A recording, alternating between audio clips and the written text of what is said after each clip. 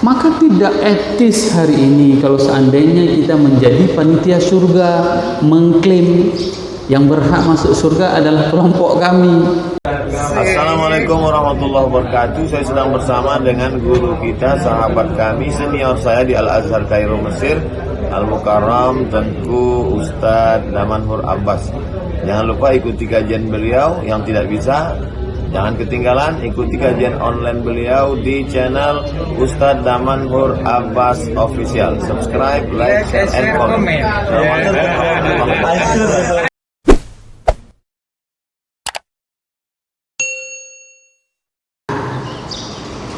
Dan mereka sampai-sampai menanyakan, mata Nasrullah, kapan akan datang pertolongan dari Allah? Hari ini belum apa-apa, kita sudah minta pertolongan dari Allah. Berjuang juga belum, sudah minta pertolongan dari Allah. Begitulah cemennya hari ini. Ini merupakan sebuah refleksi kepada kita semuanya, Bapak Ibu jemaah yang dirahmati Allah. Wa qad makaru makarahum wa 'indallahi makruhum. Dan mereka itu telah melakukan berbagai macam konspirasi. Konspirasi ingin membunuh Nabi Muhammad, konspirasi menjebak Nabi Muhammad, meracuni Nabi Muhammad. Namun apa yang dikatakan oleh Allah, wa in kana makruhum latazulu minhum jibal, bahwasanya tipu daya mereka, konspirasi mereka itu sama sekali tidak akan bisa melenyapkan gunung. Bayangkan kalau seandainya Allah melakukan konspirasinya, maka gunung itu terbang bagaikan debu. Ini adalah suasana yang paling dahsyat. Maka di dalam beberapa ancaman yang dilakukan oleh Rasul, oleh malaikat kepada yang dimintakan kepada Rasulullah SAW, wahai Muhammad, izinkan aku melenyapkan gunung Jabal Abi Qubays. Ini adalah konspirasi Allah. Namun Nabi Muhammad tidak memberikan izin tersebut. Nabi tidak mengizinkan gunung yang ada di Arab itu ditelungkupkan untuk dihancurkannya penduduk Makkah.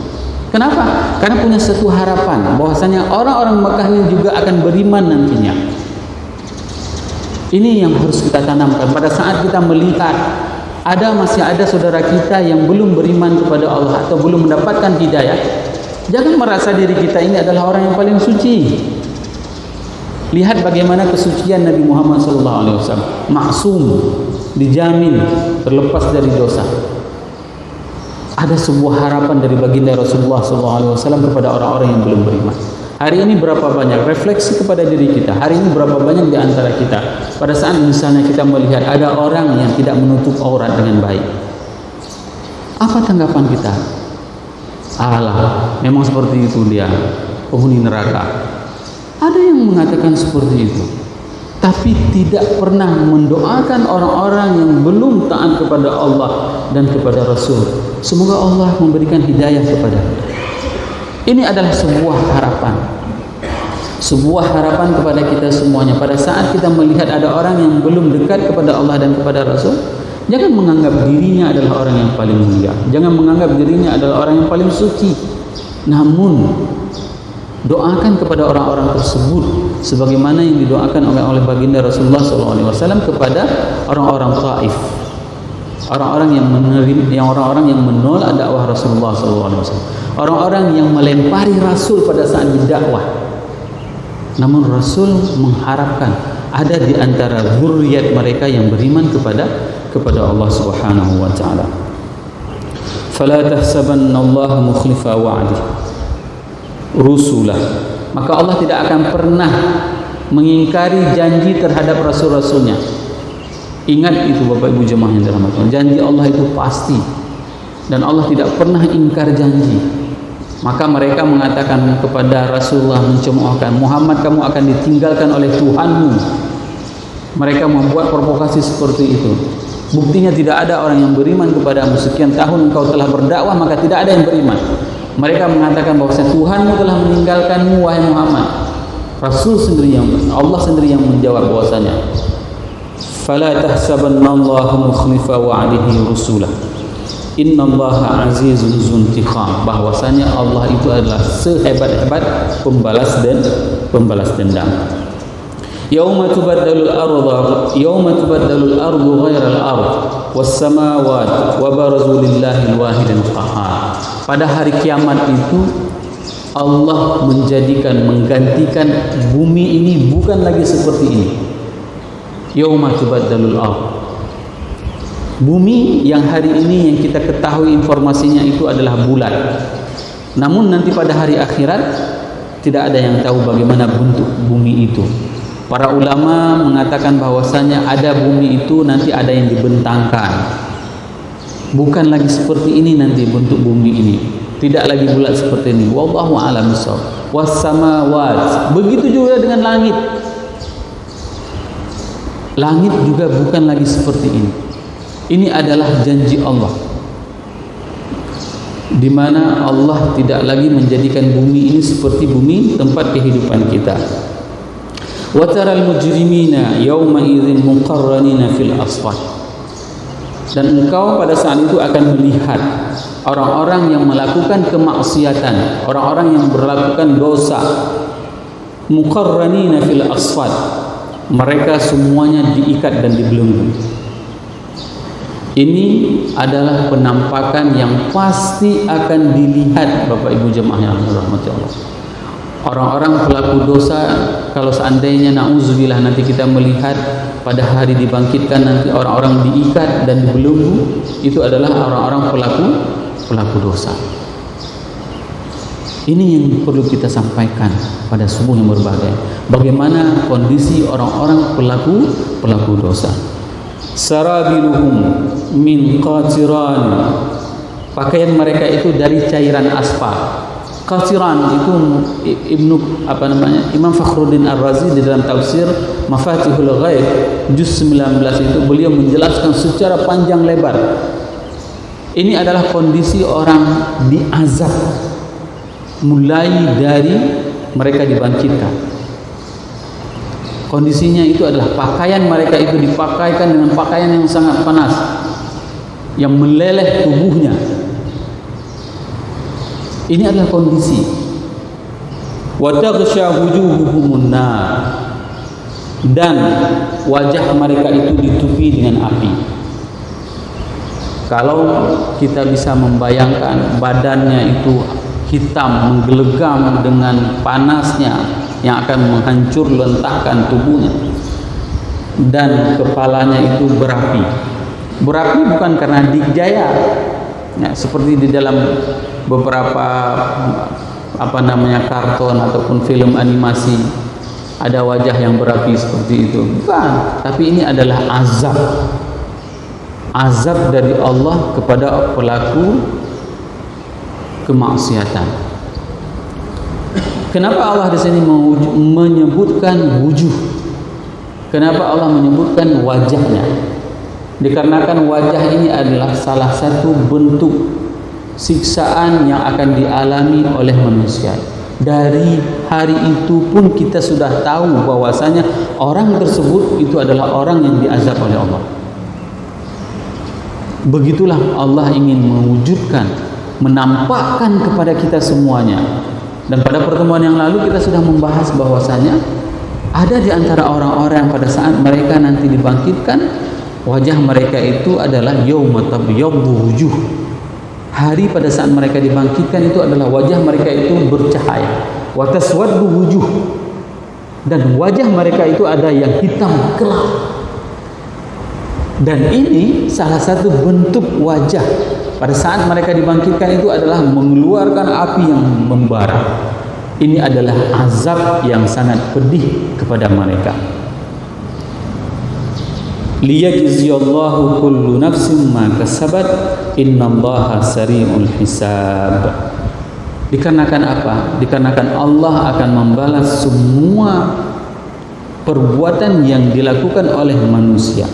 Innallaha sari'ul hisab. Sesungguhnya balasan Allah itu sangat-sangat cepat. Berapa lama kita hidup di atas dunia ini Bapak Ibu jemaah yang dirahmati Allah? Paling lama jamaah kita ini adalah 80 tahun. Ya, 80 tahun kita paling lama. Kalaupun 100 itu sudah nggak beres lagi. Sudah banyak yang error. Sudah kembali lagi kepada anak-anak. Hanya segitu umurnya. maka azab itu sangat cepat. Pembalasan dari Allah itu sangat-sangat cepat. Hadza balaghun lin-nasi wa liyunzaru bihi wa liya'lamu annama huwa ilahun wahidun wa liyadhakkaru ulul albab. Ini merupakan penjelasan linnas kepada manusia, waliyundziru bihi, dan menjadi peringatan kepada manusia, waliya'lamu annama huwa ilahun wahid, bahwasanya Allah itu adalah Tuhan yang satu, waliyadzakkaru ulul albab, dan agar menjadi peringatan kepada orang-orang yang mempunyai pikiran. Saya pernah menceritakan di dalam majelis ini, menjelaskan pada saat saya berada di Amerika, kami melewati highway tol. Di sana ada peternakan. Lembu-lembu itu pas berada di samping highway. Nah, begitu lalu lalangnya kendaraan, ya, satu pun lembu itu nggak ada yang open. Maka timbullah pernyataan, betullah mereka binatang. Nah, begitu hiruk pikuknya jalan itu, dia dengan asiknya makan rumput di pinggir highway itu, di pinggir jalan itu. Sama, seandainya manusia mendengarkan peringatan dari Allah melalui Al-Quran dan hadis, dan itu tidak menjadi starting pointnya, nuktatul intilaq untuk berubah dirinya menjadi lebih baik kepada Allah dan lebih cinta kepada Allah dan kepada Rasul, apa bedanya dengan buffalo tersebut, lemo-lemo ya. Sama lah hari ini, misalnya pergi kita ke Banda Aceh, ya kan, di salah satu kawasan di Sigli lah kita bilang, ya, paling banyak kita temukan lembu. Nyebrang aja terus dari santai ya. Nah, maka dikatakan oleh orang bibit lembu, ya, betul-betul binatang. Jadi dia tidak open, ya, jalan terus ke hati, bergerombolan di jalan. Dia tidak pikirkan tentang bagaimana tata cara. Kenapa? Karena binatang. Ini yang membedakan antara binatang dengan manusia. Kenapa? Karena pada saat diingatkan oleh Allah ada rasa untuk kembali kepada yang benar. Maka ini adalah bulan yang penuh dengan keberkahan, Bapak Ibu jemaah yang dirahmati Allah. Hari ini kita memasuki hari ke-9. Raih keberkahan tersebut. Kalau seandainya mata kita, kasat mata kita itu bisa melihat keberkahan tersebut, ya, bisa kita ambil dan kita tarik, maka kita akan mengambilnya seperti itu. Akan kita kumpulkan keberkahan tersebut. Mata kita tidak bisa melihat seperti itu karena tidak kasyaf, tidak terlihat bagaimana keberkahan bulan Ramadan ini. Allah masih memberikan umur panjang kepada kita yang berhadir di sini. Tidak dengan seperti saudara-saudara kita. Berapa banyak kemaksiatan yang pernah dilakukan oleh manusia, tidak ada yang tahu. Mungkin dia berzina, dia mencuri harta orang, dia mengambil hak orang lain. Namun Allah belum mematikannya hari ini. Kenapa? Karena ingin diberikan kesempatan oleh Allah untuk bertobat. Kalau seandainya dia mengambil hak orang lain, kembalikan hak orang lain. Kalau seandainya dia sudah berzina puluhan kali, maka bertobatlah. Bertobatlah. Ada jemaah yang memang datang kepada saya dan mengakui dosa. Ustaz, saya telah membunuh orang. Ustaz, saya sudah berzina. Dia katakan seperti itu. Masa kelam saya, masa lalu saya sangat kelam, Ustaz. Saya bilang hanya satu, bertobat kepada Allah. Sebesar apapun dosa selama belum syirik kepada Allah, bukan syirik kepada Allah, maka Allah akan mengampuni. Karena kasih sayang Allah itu sungguh luar biasa, Bapak Ibu jemaah. Mengalahkan kasih sayang seorang ayah dan kasih sayang seorang ibu kepada anaknya. Allah tidak rela hambanya itu masuk ke dalam neraka. Akan tetapi hamba tersebut menginginkan dirinya untuk masuk ke dalam neraka. Semoga apa yang saya sampaikan ini bermanfaat kepada diri saya dan kepada jemaah semuanya, sehingga bisa meningkatkan keimanan kita dan kecintaan kita kepada Allah dan kepada Rasulullah SAW. Subhanakallahumma wa bihamdik, asyhadu an la ilaha illa anta, astaghfiruka wa atubu ilaik.